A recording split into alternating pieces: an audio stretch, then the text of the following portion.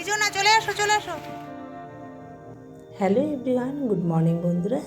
তোমরা সবাই কেমন আছো? আশা করছি তোমরা সবাই ভালো আছো, আমরাও বেশ ভালো আছি। জানো তো, কাটায় বাজে সকাল 6টা, আর আমি এখান থেকেই ব্লগটি শুরু করলাম তোমাদেরকে সাথে নিয়ে। আশা করছি ভিডিওটি তোমাদের ভালো লেগে থাকবে। কোথাও কোনো অংশ ভালো লেগে থাকলে লাইক কমেন্ট করে দিও বন্ধুরা। তাই সকালে উঠে বাসি কাজটা সেরে নিয়েছি, আর ফুলওয়ালা না ডাকছে যে ফুল দিয়ে গেছে। শুনে আমি বাইরে গেলাম, ফুলটাও নিয়ে ঘরে রেখে দিয়ে দেখো বন্ধুরা, আমি এখানে চা করে নিলাম 2 কাপ। আগে চাটা খেয়ে আসি। হ্যাঁ, দেখো চা খেয়ে নিয়ে বড় বেরিয়ে গেছে দোকানের দিকে। আর আমি না আজকে যেহেতু বৃহস্পতিবার, একটু কাজকর্মগুলো অনেকটাই চাপের থাকে জানো তো। আর সকালে উঠে দেখলাম আকাশটা একদম অন্য রকম, জানো, অন্য দিনের তুলনায় আজকে বেশ ভালো লাগলো। মনটাও কিন্তু খুশিতে ভরে উঠলো। কেন বলো তো, এতদিন এত গরম, মানে কাজ করতেও কষ্ট হতো, খাওয়া দাওয়া সব কিছুর দিক থেকে কিন্তু মানে অন্যরকম ছিল। আজকে বেশ আকাশটা ভালো লাগলো। আগের দিন যেহেতু ঝড় হয়েছে, ছাদে তো আর ওঠা হয়নি। আর আজকে তো সিঁড়িটা মুছতে গিয়ে যেই দরজাটা খুললাম, তখন দেখলাম যেন সব ওলটপালট করে দিয়েছে। আবার বরকে বলতে হবে, তাহলে সে ঠিক করে দেবে। কেন বলতো, এখন তো বাইরে যা রোদ হয় আমার উঠোনে আর কি, সেখানে দিলে জামা কাপড়টা শুকিয়ে যায়। ছাদে আর একদমই যাওয়ার প্রয়োজন বলতে কি, ছাদে যাওয়ার সাহসই হতো না, এতটাই রোদের তাপ ছিল। আর দেখো বন্ধুরা, তোমাদের সাথে না গল্প করতে করতে আমার কাজগুলো না অনেকটাই এগিয়ে গেছে। দেখো সিঁড়িটাও কিন্তু মুছে নিলাম, মুছে নিয়ে এবার ঘরগুলো পরপর করে মুছে নেব, যতটা আর কি চটজলদি কাজ করে নেওয়া যায়। আর আজকে না অতটা গরম নেই, তো বেশ ভালো লাগছে জানো। আর অন্য দিন তো যেমন পাখা ছাড়া কোনো কাজই করা যেত না, ঘেমে একদম একাকার, আর বিরক্ত বোধ হতো যে কখন কাজ শেষ হবে। আর দেখবে যে কোনো কাজে যেন তাড়াহুড়ো করলে কাজগুলো কিন্তু একদম মানে খুব একটা ভালো হয় না। আমার মনে হয় ধীরে সুস্থে যে কোনো কাজ করে নেওয়াই ভালো। তাই দেখো, আমি ওই ঘরটা মুছে চলে এলাম শোবার ঘরে। শোবার ঘরে বিছানাটা সবার প্রথমে একটু তুলে নিই, তার ফাঁকে একটু খাটটাও মুছে নিচ্ছি। খাটটা সেই বিয়েতে দিয়েছিল বাবা। দেখো, এটা তো আর নষ্ট করা যায় না বলো, এটা কিন্তু বাবার একটা স্মৃতি না, নিজেদের হাতে করে কষ্ট করে পয়সা দিয়ে তো কিনে দিয়েছে। যত ভালো রাখা যায়, যেভাবে হোক যত্ন করে, যতদিন আর কি টিকিয়ে রাখা যায় না। আর নষ্ট করলে তো নিজেরও কেমন লাগে যে বাবার দেয়া জিনিস, প্রত্যেকটা জিনিস, তার জন্য চেষ্টা করি সব সময় একটু যত্ন করে। জানাটা গুছিয়ে নিয়ে একটা পাট জানলা আর কি খুলে রাখলাম, যেহেতু আজকে বেশ ঠান্ডা হাওয়াও আসছে, আর ওয়েদারটা যেহেতু রোদটাও নেই, তার জন্য একটু খুলে রাখলাম। কিছুক্ষণ খুলে রেখে আবার বন্ধ করে দেবো। পাশেই আবার রান্নাঘর, রান্না করে তখন আবার তেল কাজটা ঢুকে যাবে। দেখো, প্রত্যেকটা জিনিস কিন্তু আমি সুন্দর করে পরিষ্কার করে নিচ্ছি, শোকেস আলমারি দিয়ে। আর যত পরিষ্কার করে রাখা যাবে ততটাই কিন্তু নিজেদেরই ভালো, আর দেখতেও ভালো লাগে, আর জিনিসগুলোও কিন্তু খুব সুন্দর থাকবে। হতে পারে অনেকটা পুরনো কিন্তু জিনিসগুলো হয়ে গেছে জানো তো, তবু কিন্তু ভালোও আছে। তোমাদের সাথে গল্প করতে করতে না আমার অনেকটা কাজ কিন্তু এগিয়ে গেছে। এবার ঘরটাও কিন্তু খুব সুন্দর করে মুছে নিচ্ছি, একদম ক্লিন করে নিলাম ঘরগুলো, সমস্ত কিছু করে নিয়ে এবার সবজিটা কেটে নেব, তাহলে আমার রান্নাবান্নাগুলো এগিয়ে যাবে।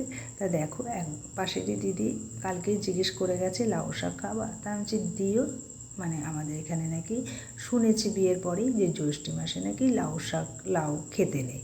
তা দিয়ে গেছে দিদি। আমি আবার একটু সবজিটা দেখো কেটে নিলাম, আর সকালেই না চালটা ভিজিয়ে রেখেছি। আর দেখো, মুগ ডালও সিটি মেরে নিয়েছি দুটো, আর এখানে আদা আর কাঁচা লঙ্কা নিয়েছি, আম কেটে নিয়েছি একটু আমের টক করবো বলে, আর লেবু কেটে নিয়েছি, সেটা আমি খাবো কিন্তু জানো ডালের সাথে। বর তো খায় না, মানে খায় না না, খেতে পারে না। আর এখানে দেখো লাউ শাক, বেগুন আর পটল।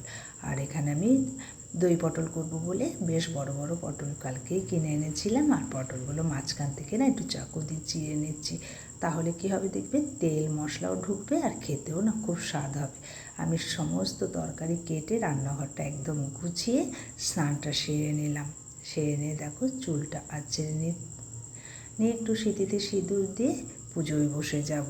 তাহলে দেখবি পুজোটা হয়ে গেলে আমাদের অনেকটা কাজ হয়ে যাবে। আর পুজো দেওয়ার মধ্যে না একটা শান্তি, মানে আমি যেন অনেকটা শান্তি পাই যে পুজো কমপ্লিট হয়ে গেলে আমার মনে হয় যেন অনেক কাজ শেষ হয়ে গেছে। তা দেখো বন্ধুরা, আমি না বৃহস্পতিবারে যে ফুলগুলো দিয়ে যায়, ফুলগুলো একটাও নষ্ট করতে চাই না, থাকলেই না শুকিয়ে যায়। আর গাছের তো ফুল আছে, পুজো দিতে পারি। আর ঠাকুরের জন্য দুটো মালা করে নিলাম, একটা গুরুদেবকে দেবো, একটা মা লক্ষ্মীকে দেবো। আজকে যেহেতু বৃহস্পতিবার, আর প্রত্যেক বৃহস্পতিবারে না এই প্রদীপ থেকে শুরু করে সমস্ত কিছু মেজে দিই। আজকে পোলতেটা দিয়ে নিলাম আর একটু ঘি। আমি সাধারণত ঘি দিয়েই প্রদীপটা ধরাই। আর এখনকার ঘি কি বলবো, মানে এত গরমেও গলে না। তার মানে বুঝতে পারছো কী দিয়ে যে ঘি তৈরি হয় জানি না।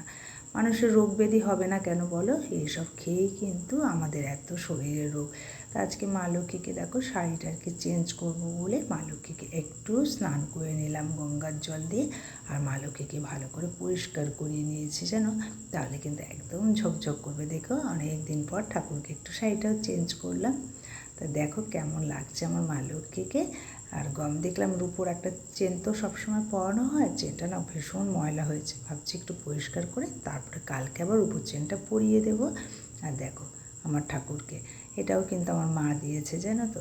বেশিরভাগ অংশ বাড়িতে যা আছে টুকিটাকি হয় মা নইলে বাবা এরকমভাবেই দিয়েছে। আসলে আমার বর করবে কি করে, বরের তো শরীরটা খারাপ হওয়াতে আর কিছু আমরা নতুন করে আর করে উঠতে পারছি না পয়সার জন্য। তা দেখো আমার কিন্তু ঠাকুর পূজাটা অনেকটা এগিয়ে গেছে। ঘরটাও পেতে দিলাম, পেতে দিয়ে আমি একটু পাঁচালি পরে না চলে এসলাম। দেখো রান্নাটা একটু পটলটা, আজকে তোমাদের সাথে সেভাবে আর সব রান্নাই শেয়ার করা হয়নি, শুধু ভাবলাম দই পটলটাই তোমাদের সাথে একটু শেয়ার করি। দেখো ওখানে পটলটা ভাজতে বসিয়ে দিয়ে, আর এখানে আদা জিরে বাটা আর কাঁচা লঙ্কাটা বেটে নিয়েছি, আর পোস্ত বেটে নিয়েছি। যেহেতু আমার বরের ড্রাই ফ্রুটসটা খাওয়া বারণ, তার জন্য আর কাজু বাটা করিনি। আর একটু টক দইটা ভালো করে ফেটিয়ে নিচ্ছি, ফেটিয়ে বাকিটা ফ্রিজে রেখে দিলাম। তা দেখো বন্ধুরা কড়াটা না চেঞ্জ করে নিলাম, কড়াটা পুড়ে গেছে জানো। আর পটল ভাজতে গেলে দেখবে কড়াটা সাধারণত পুড়ে যায়, আমি তো তাই দেখি। আর এই যে সামান্য কালো জিরা দিয়ে একটু ওই আদা জিরেটা যেটা বেটে রেখেছিলাম কাঁচা লঙ্কা দিয়ে ওটা দিয়ে ভালো করে কিন্তু কষিয়ে নিলাম।